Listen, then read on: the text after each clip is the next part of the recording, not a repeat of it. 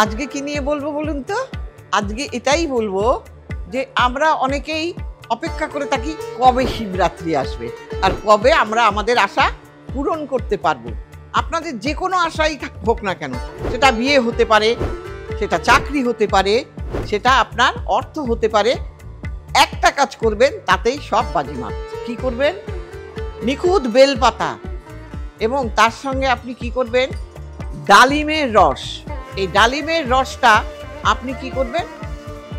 দেবাদিদেব মহাদেবকে অর্পণ করুন। এই বাড়ি থেকে রসটা করে নিয়ে যাবেন, ডালিমের রস, তারপরে ফুল বেলপাতা যা দিতে হয় জানেনই তো। খালি সিঁদুর দেবেন না, হলুদ দেবেন না, আর সংক্ষেপ দিয়ে কোনো কাজ করবেন না। এইটা করুন, দেখবেন আপনার মনের বাসনা জানিয়ে আর এবং বলবেন ওং নমঃ শিবায়, ওং নমঃ শিবায় বলে চলে আসবেন। সবাই ভালো থাকবেন। নমস্কার।